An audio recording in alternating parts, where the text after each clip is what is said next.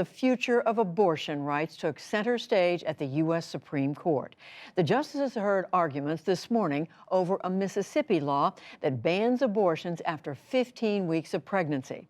And outside the court building, recognizing one of the most consequential cases about the issue in decades, dozens of protesters on both sides gathered en masse.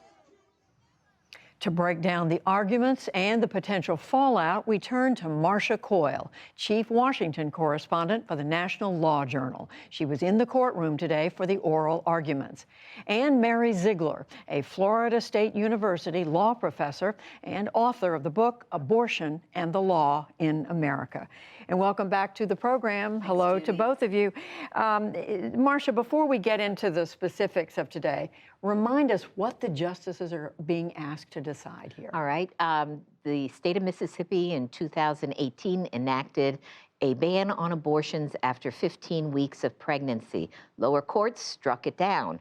Mississippi came to the U.S. Supreme Court asking, are all prohibitions on pre-viability abortions unconstitutional, as Roe and Casey have said they are? And it then also asked the court to overturn Roe and Casey, the court's landmark abortion rights rulings. So it grew from an original question. It did. To a much bigger one. And Mary Ziegler, we can't always tell from what the justices are saying what might happen in a case, but what did you hear today from these justices? Well, going into this case, I expected the focus of the argument to be on viability. And while I was convinced that the court would eventually overrule Roe, I wasn't convinced that they would do so in this case. I thought they might eliminate viability as the line at which states could criminalize abortion, and then maybe work their way up to overruling Roe in a later case. What I heard today was that many of the justices seemed potentially ready to overturn Roe now. Amy Coney Barrett asked questions suggesting that women didn't need access to abortion. They could simply put children up for adoption. I don't think these are questions you ask if you're not seriously considering reversing Roe, which is what I fully expect the court to do, and more likely sooner than that. Well, let's talk about some of the specifics of what we heard today. Marcia, I think it was clear in the first few minutes of these oral arguments that this case it was one of great consequence. And we heard Justice Breyer raise the critical question of overturning precedent, stare decisis.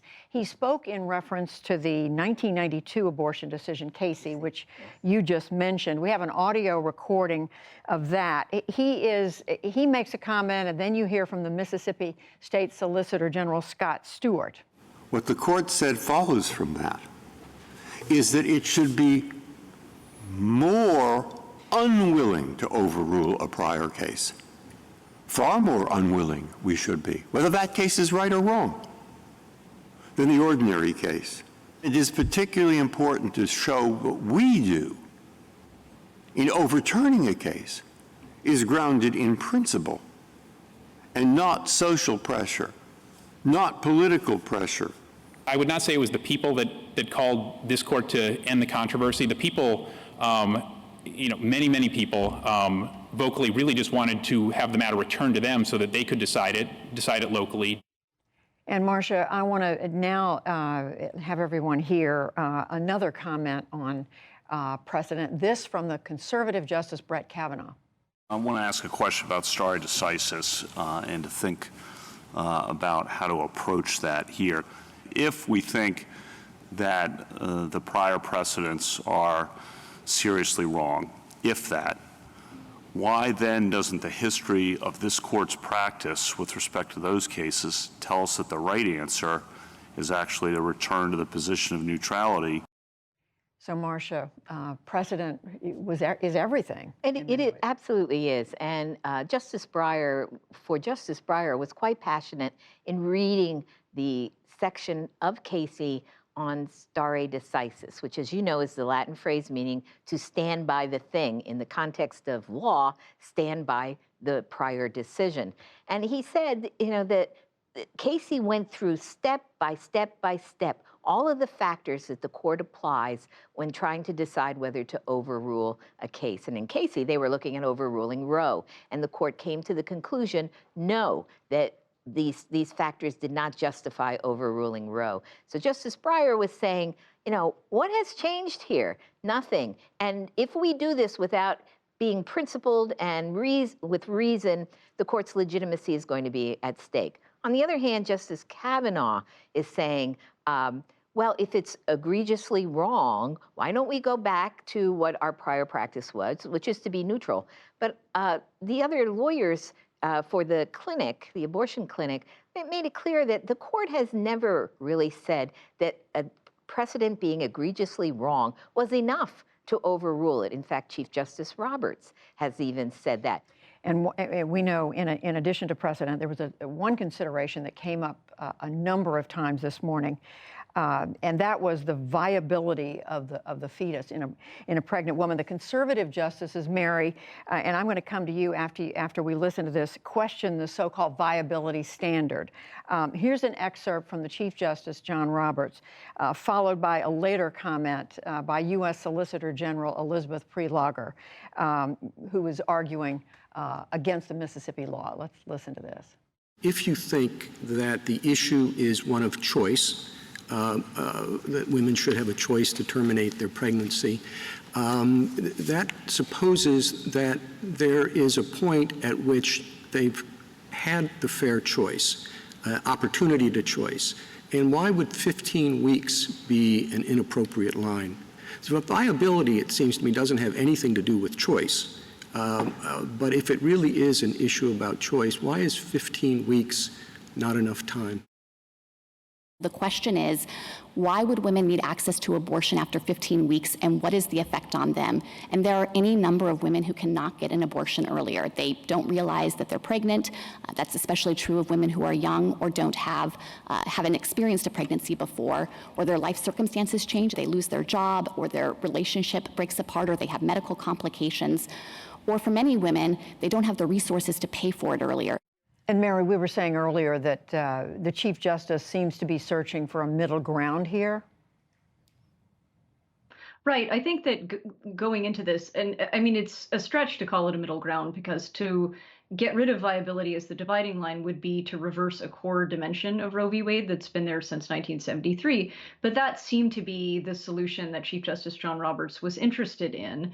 And he returned to this question of viability several times, suggesting essentially that if there's a right to choose abortion, does it really have to go until 24 weeks? Why couldn't it be, for example, 12 weeks or 15 weeks when most abortions take place relatively early in pregnancy?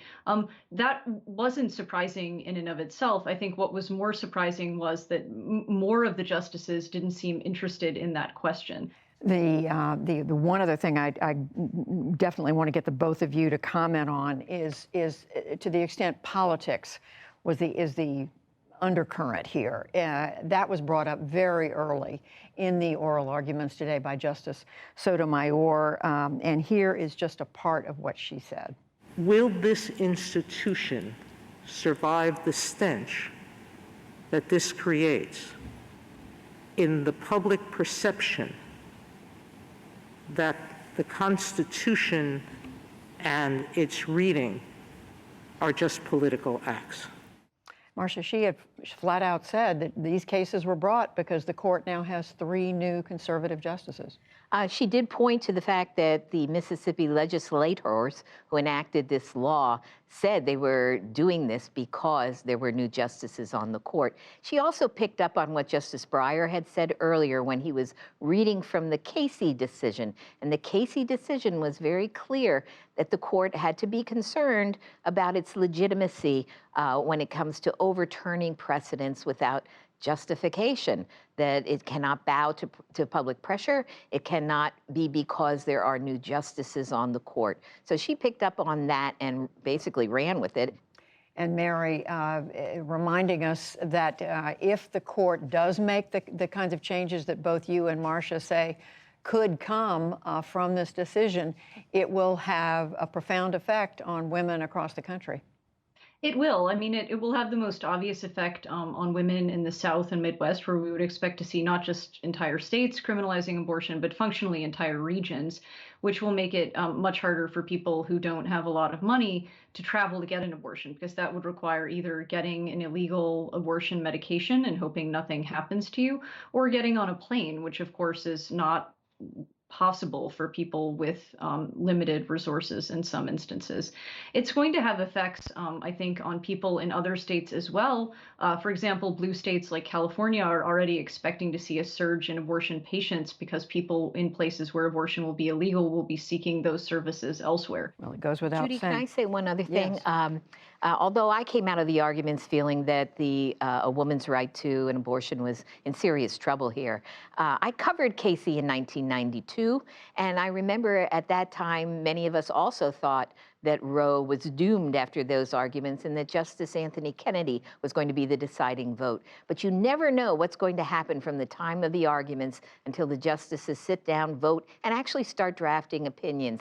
And we needed to hear that reminder that we don't know until don't know. the decision comes out. Marcia Coyle, Mary Ziegler, thank you both. We appreciate it. Pleasure, Judy. Thanks for having us.